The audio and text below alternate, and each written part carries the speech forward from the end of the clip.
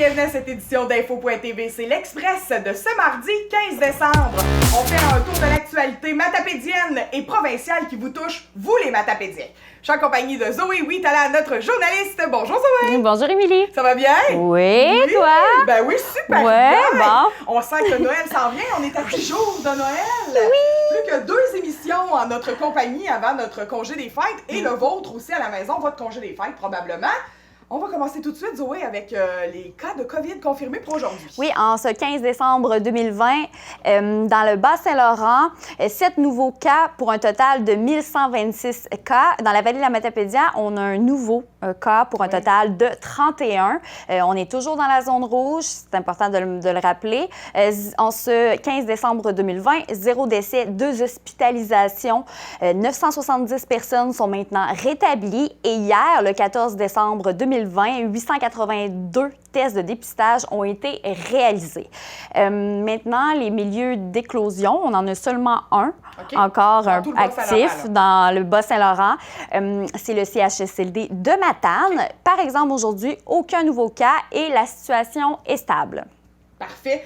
Là, on attendait aujourd'hui à 1h le point de presse de M. Legault, mais là, on dirait que depuis quelques semaines, il nous habitue à faire un point de presse sur l'heure du souper. Oui, là, c'est plate pour nous parce qu'on est diffusé en même temps que lui. Donc, mais depuis hier, on en entend parler. Il y a eu des fuites. Il y a eu des fuites de quoi qu'on va parler. Mais je me demande si c'est pas voulu, en tout cas, pour pas préparer les gens. En entrevue, en début de semaine avec Mario Dumont, puis il en a dit là, des affaires. Là. Il prépare les gens, il prépare le terrain. Alors, ce soir, le 15 décembre 2020, à 17h, on pense que M. Legault, notre premier ministre, va parler de la fermeture des commerces non essentiels. Donc, on pense que les magasins à grande surface, ils vont juste pouvoir vendre qu'est-ce qui est essentiel. Donc, médicaments, nourriture. On pense à une fermeture de 1 à 2 semaines. On parle de du 25 décembre pour laisser le temps aux gens d'acheter leurs cadeaux de Noël. Puis, on fermerait jusqu'au 11 janvier. Ça permettrait, ça donnerait une opportunité de vraiment casser la contamination. Ça serait ça le but. Aussi, on parle que les élèves du primaire pourraient rester à la maison jusqu'au 11 janvier aussi, mais l'école, il ferait de l'école à la maison, finalement. Donc, ça recommence le 5, mais l'école à la maison. Virtuelle pour oui, la première en ligne. semaine. Oui, en plein ça. Bon, possibilité de petits rassemblements à l'extérieur, peut-être. Encore là, tout ce que je te dis, tout ce que je suis en train de dire, c'est pas sûr. On pense. Elle est en train de le dire. Je veux pas entendre parler. Là, Zoé a dit ça, non? Alors... C'est ce qui a fuité dans les médias. C'est ça. C'est ça que je répète. Pas dans une cour privée, par exemple, les rassemblements extérieurs, parce que, tu sais, il y a possibilité de j'ai envie, je vais aller aux toilettes, je vais rentrer chez toi. Puis, il y a une discussion aussi pour pratiquer les sports extérieurs. Donc, c'est peut-être ça qui va parler ce soir, M. Legault. Donc, on reconfirme le tout vendredi à notre émission. Campagne de vaccination qui est commencée depuis lundi. Hier matin, le 14 décembre, au Québec, on a eu la première personne vaccinée. C'est Mme Gisèle Lévesque, vers 11h30 au CHSLD de Saint-Antoine à Québec, 81 ans, Mme Lévesque. Présentement, il vaccine les résidents des CHSLD et les travailleurs de la santé en premier. Donc, on n'a toujours pas eu de publication sur les réseaux sociaux que Mme Lévesque s'était transformée en dinosaure suite au vaccin. Donc, à votre avis. Pas bien. Grosse nouvelle aujourd'hui en politique provinciale et notre voisin de comté. Ce matin, le député du Parti québécois de Rimouski, Harold Lebel, a été arrêté par la Sûreté du Québec pour une présumée agression sexuelle sur une autre élue de l'Assemblée nationale. L'événement aurait survenu en octobre 2017 à Rimouski et il a été libéré. Il va comparaître le 11 janvier prochain. Le chef du PQ, Paul Saint-Pierre Plamondon, a annoncé l'exclusion du député de Rimouski du caucus du parti le temps du processus judiciaire. Et une bonne nouvelle pour une nouvelle activité qui a eu lieu cette année. Mission accomplie pour la campagne La Matapédia en cadeau. La campagne La Matapédia en cadeau, ça consistait de vendre des produits locaux coordonnés par la MRC de la Matapédia et la SADC de la Matapédia. C'est maintenant terminé. Les objectifs de la campagne sont largement surpassés. 629 boîtes cadeaux ont trouvé preneur sur une cible initiale de 200. Ouf. Donc, on est vraiment contents.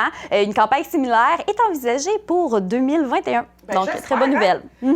Ça a permis d'injecter 27 000 $ dans l'économie matapédienne chez les producteurs. Vraiment intéressant. Puis, bon coup à la MRC puis à la SADC. Bravo! On est bien fiers de vous autres. Oui, voilà. Ben, merci beaucoup, Zoé, pour ce tour de l'actualité. On s'en va à une courte pause, puis ensuite, on va voir des entrevues que tu as réalisées pour nous cette semaine. Pour la période des fêtes, la TVC de la Matapédia vous prépare un beau cadeau. Ne manquez pas le télébingo du 27 décembre prochain avec plus de 2500 $ en prix, dont 2000 $ pour la carte pleine. Procurez-vous vos cartes au point de vente habituel pour jouer avec nous. N'oubliez pas qu'à la fin de l'émission, on fait le tirage des deux cadeaux qu'on vous a promis dans le renouvellement du membership cette année de la télévision communautaire. Hein? On faisait tirer un membership à vie, donc vous serez notre membre à vie, et 50 $ de la Chambre de commerce parmi tous ceux qui remplissaient leur formulaire de membre en date d'aujourd'hui. Donc Zoé, tu as rencontré encore une fois Chantal Lavoie cette semaine, la préfète, pour parler de la zone rouge. Oui, je la rencontre encore cette semaine parce que jeudi matin passé, il y a eu un rendez-vous avec la cellule matapédienne, une rencontre virtuelle. Ils ont parlé de la zone rouge, donc je trouvais ça important de reparler encore à Mme Lavoie. On est lundi matin, le 14 décembre 2020. Je suis présentement avec la préfète de la MRC de la Matapédia, Chantal Lavoie. Bonjour, Chantal. Bonjour. On avait envie de se parler encore cette semaine concernant la zone rouge, la fameuse zone rouge. Tu as eu une rencontre jeudi matin dernier avec la cellule matapédienne. J'imagine qu'il a été question de ce sujet-là surtout. Bien, on se rappelle que la cellule, c'est aussi pour mettre en relation ou en lien tous les différents partenaires là, du milieu qui ont effectivement à agir soit avec les gens, mais aussi au niveau des commerces, au niveau de la Sûreté du Québec, la commission scolaire. On voit là, c'est les différents intervenants, les organismes communautaires sont là aussi, tout ça. Donc, effectivement, la zone rouge qui est arrivée, ça a amené des changements dans nos organisations, dans nos entreprises. Puis, on a discuté de tout ça là, en cellule. Donc, chacun des partenaires a fait le tour un peu de ce que ça représentait comme impact, comme ajustement dans le fond, comment ça se déploie sur le terrain ou dans leurs services respectifs. Puis, évidemment, dans le monde municipal, on l'a vu, puis moi, je tiens à le souligner parce que le monde municipal me touche particulièrement, je pense. Mais j'ai vu aussi, avec effectivement les municipalités qui déploient beaucoup d'efforts pour ajuster justement le service aux citoyens, mais au-delà des services directs, mais tout au niveau des services, des infrastructures de loisirs, puis il y en a même qui mettent beaucoup d'efforts aussi pour s'assurer qu'il y a des activités plein air sur leur milieu. Donc, je pense qu'il y a un effort vraiment au niveau municipal intéressant. Donc, je voulais le souligner pour que les gens, les petites familles, les grandes familles, tout le monde là en cellule familiale, parce qu'on évite les rassemblements, évidemment. Donc, on puisse profiter du beau temps, profiter des équipements aussi de nos municipalités. Donc, je pense que c'est important de le dire. C'est la même chose, hein, nos entreprises doivent s'ajuster aussi. On a vu en dehors de la zone rouge, il y avait des nouvelles réglementations au niveau du nombre maximal de personnes selon les superficies là, des commerces. Donc, ça aussi, on a vu ça se mettre en branle. Donc, c'est un peu tout ça qui a été discuté lors de la cellule, mais évidemment, c'est sûr, encore là, les gens de la cellule souhaitent que, comme depuis le début de la pandémie, la population respecte bien les consignes, puis s'assure aussi que quand ils utilisent les services ou les commerces, de respecter là, les mesures qui sont mises en place parce qu'ils le sont aussi par obligation, mais beaucoup aussi pour la santé et la sécurité des gens qui fréquentent, si on veut pouvoir poursuivre ça, évidemment, on souhaite tous revenir dans la zone orange, donc il faut travailler pour le faire aussi. Même si la Matapédia, on sait, a été moins impactée, il ne faudrait pas non plus tomber sur l'autre pendant parce que justement, on n'est pas content que ça soit en zone rouge. Mais je pense qu'au-delà de tout ça, on voit tout ce qui se passe au niveau du Québec. Les chiffres sont là aussi. Donc, il faut demeurer vigilant puis s'assurer de continuer les beaux efforts qu'on a fait depuis le début.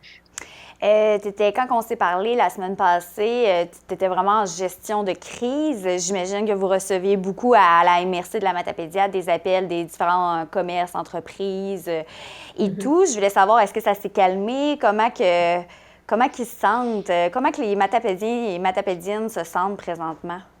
Ben, selon les gens à qui j'ai parlé, hein, parce qu'évidemment, je peux pas m'assurer de discuter avec tout le monde, c'est sûr qu'il y a toujours des gens qui sont de moins en moins fâchés, mais je dirais que là, on a vu aussi, on a eu des rencontres avec le docteur Leduc, le directeur de la santé publique régionale. On lui a demandé de faire des interventions dans nos médias plus locaux. Donc, on a vu, entre autres, là, au niveau de l'avant-poste, de l'information qui est sortie par rapport à une entrevue avec lui. Donc, on lui a demandé de donner davantage d'informations sur ce qui s'était passé, sur la décision qui avait été prise aussi, parce que c'est beaucoup ça que les gens comprenaient pas. Je pense que c'est ça. On le voit aussi, il y avait un gros pourcentage de cette insatisfaction-là du fait qu'on était à 3 semaines des fêtes. Donc, pour beaucoup de gens, ça a changé beaucoup de plans. Par contre, les gens avaient des attentes puis ils ont été déçus. Voilà, mais je pense qu'avec les messages qu'on voit ou avec tout ce qui s'en vient, peut-être que je pense pas qu'il va y avoir des grosses célébrations, peu importe la zone qu'on va être pour le temps des fêtes. Je pense que tout le monde va devoir quand même se confiner puis d'être solidaire à la grandeur du Québec, mais on verra comment tout ça va se gérer plus particulièrement. Évidemment, je dirais donc que pour plusieurs des citoyens, il y a une certaine résignation. Mais il y en a qui étaient contents aussi. Hein? On a parlé beaucoup de ceux qui... Parce que au-delà de dire que les gens étaient surpris de la nouvelle, il y a aussi des gens qui sont très inquiets sur notre territoire. Puis il y a des gens qui voient aussi certaines personnes, je vais le dire entre guillemets, là, délinquantes. Donc, ça les préoccupe beaucoup. Et puis, donc, évidemment, on le voit aussi, hein, il y a une circulation, effectivement, là, dans l'est du Bas-Saint-Laurent qui est là, qui inquiète les gens. Donc, pour certains, c'était aussi un soulagement de voir ça. Fait que je dirais que c'est plutôt tempéré actuellement, mais c'est sûr que les gens sont pas contents parce qu'ils disent qu'ils méritaient pas ça. Mais au-delà de ça, je pense que les gens, la santé, la sécurité de tout le monde est plus importante. Puis tant mieux si on peut prévenir puis rester dans cette zone, en restant dans notre Matapédia de façon plus sécuritaire. Je pense qu'il faut s'assurer de ça aussi. Effectivement, puis pour la minorité de gens qui ne suivent pas les règlements, c'est peut-être aussi pour ces gens-là que c'est mieux de resserrer un peu plus fort, exemple, être dans la zone rouge, justement, pour justement ces gens-là fassent plus peut-être attention, on l'espère. Il y avait une petite... Il ne faut pas oublier aussi, c'est ça, vivre en société, hein, malheureusement.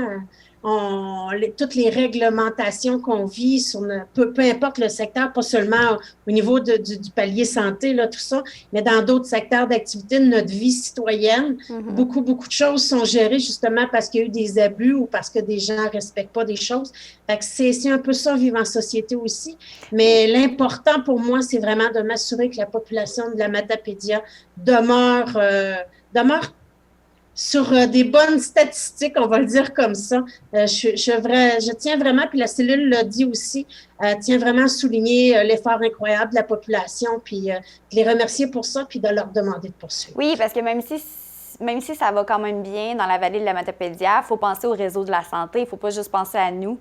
On fait ça collectivement pour tout le monde, pour ceux qui vont moins bien présentement, puis un Noël de moins peut-être, un Noël différent, mais pour que ça aille mieux le plus vite possible. Il faut s'en souhaiter plusieurs autres, donc il faut faire des efforts à celui-ci. Je sentais quand même une petite frustration. Chez vous, par exemple, chez toi, la MRC de la Matapédia, une incompréhension chez tout le monde, finalement. J'ai l'impression, les premiers jours, quand on a su pourquoi la vallée de la Matapédia, on se demandait tous pourquoi la vallée de la Matapédia était en zone rouge. Puis finalement, qu'est-ce qu'on a su? C'est que Monsieur Leduc, Sylvain Leduc, avait le choix entre juste mettre la zone rouge, l'Est du Québec, l'Est du Bas-Saint-Laurent ou le Bas-Saint-Laurent au complet. C'est bien ça? C'est ça. Oui. Okay. Effectivement, c'était les directives qui sont arrivées. Puis donc, lui, il n'a pas analysé de façon MRC, il a vraiment analysé en fonction de ce que tu viens de dire. Donc, l'Est et l'Ouest, les statistiques ont parlé, puis les chiffres ont parlé. On s'est retrouvés dans cette zone-là, mais en même temps, il y a plusieurs explications. Tu en parlais tantôt aussi, de la capacité hospitalière ou du réseau de la santé est impliqué aussi dans le secteur, donc on a effectivement de la main-d'œuvre, même de la Matapédia. Il ne faudrait pas qu'on ait des débordements au niveau de nos services de santé ici. C'est un peu tout ça qui est rentré en considération. OK. En terminant, est-ce qu'il y a quelque chose que tu aimerais dire aux Matapédiens et Matapédiennes pour le temps des fêtes qui s'en vient? C'est notre dernière rencontre notre dernière rencontre 2020?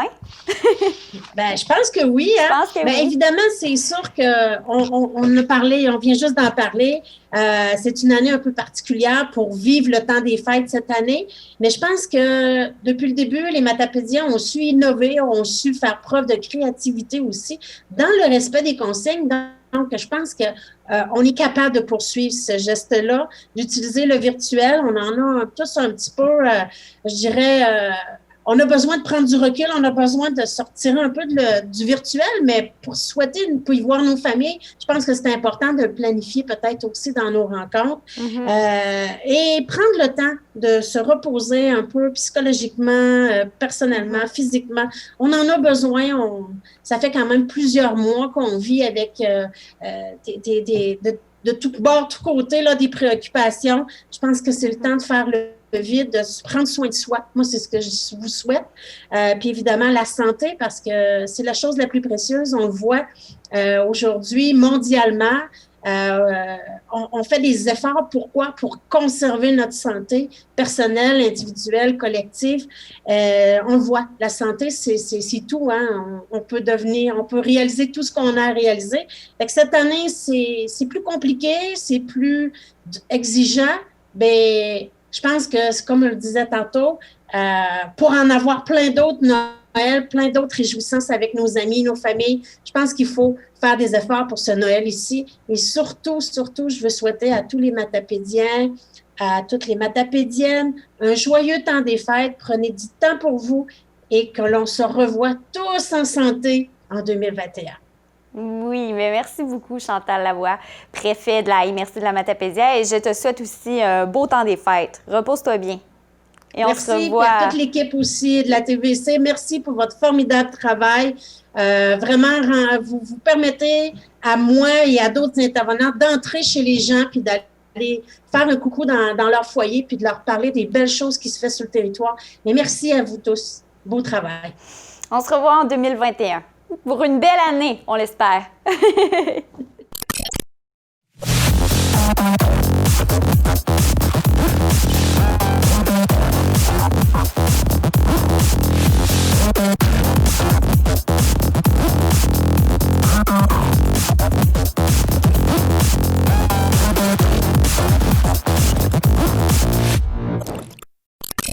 Zoé, tu as rencontré Ginette Lemieux, une personne très impliquée dans Sébec, hein?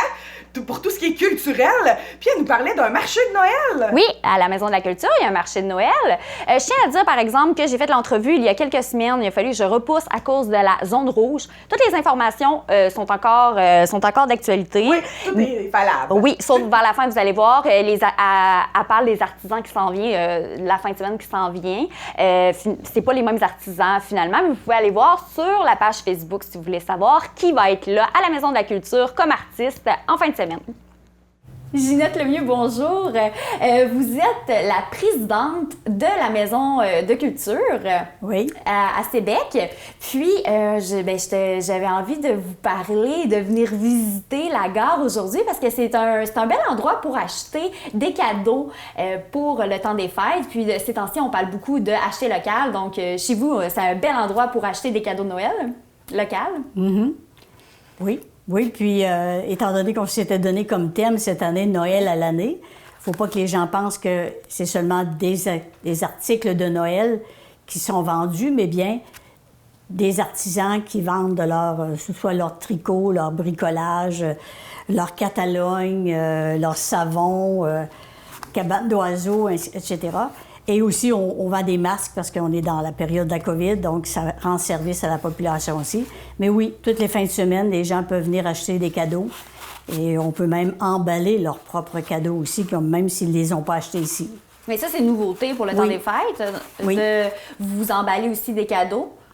Pour le temps des fêtes, OK, ça, c'est pas à l'année longue. Non. Non, parfait. Parce que c'est important de le mentionner. Moi, par exemple, je pensais que c'était beaucoup plus pour le temps des fêtes que vous avez une petite boutique. Non, ça va être c'est à l'année longue, le samedi, dimanche, de midi à 16 h. Donc là, présentement, c'est sûr qu'on voit aussi un peu de décoration de Noël, mais aussi, il y a des cadeaux qu'on peut acheter qui n'ont pas de lien avec Noël, qu'on peut acheter même durant l'été ou peu importe. Parce qu'on s'est donné comme mission, les artisans, de fabriquer des objets qu'on peut mettre dans un arbre de Noël. Ça nous permet de garder le thème à l'année. Comme on voit, par exemple, je sais pas moi, à Saint-Jean-Port-Joli ou à Gaspé, à Percé, il y a des boutiques de Noël qui sont installées à l'année. Nous, ça va demeurer là. Bien, après ça, les autres artisans vont compléter avec leur fabrication. OK. Vous, comme vous m'avez dit un peu plus tôt en pré-entrevue, vous avez isolé avant la COVID-19 parce qu'avant, vous étiez ouvert seulement une période dans l'année. Seulement l'été. Seulement l'été. De juin à septembre. OK. Maintenant, votre but, c'est d'être ouvert à l'année. Donc, je voulais savoir qu'est-ce qui s'est passé. Vous avez isolé après la COVID-19 est arrivée. Comment vous avez vécu la situation? Bien, ça a été quand même assez difficile parce que c'était pas terminé tout à fait quand la COVID est arrivée. Donc, on a réussi avec la municipalité de s'entendre pour qu'il y ait une personne ou deux maximum puissent venir finaliser le travail. Après ça, on a refermé. On a travaillé sur notre programmation de l'été en comité, ailleurs, bien sûr, parce que la gare était vraiment fermée, là, comme les édifices municipaux. Et c'est suivi d'autres. On avait programmé la Saint-Jean-Baptiste. Ça est tombé aussi. Vous avez plusieurs événements qui ont été annulés. Oui, c'est ça. Tout était prêt, mais à cause du nombre, la restriction du service de santé, bien, il a fallu s'adapter. Mais on a quand même eu 2 emplois d'été. On aurait pu même en avoir 3, mais c'est arrivé tard. Donc, étant donné que c'est arrivé trop tard comme résultat, comme annonce, bien, on a fonctionné avec 2 jeunes qui nous ont aidés pendant l'été là, à faire le travail. OK.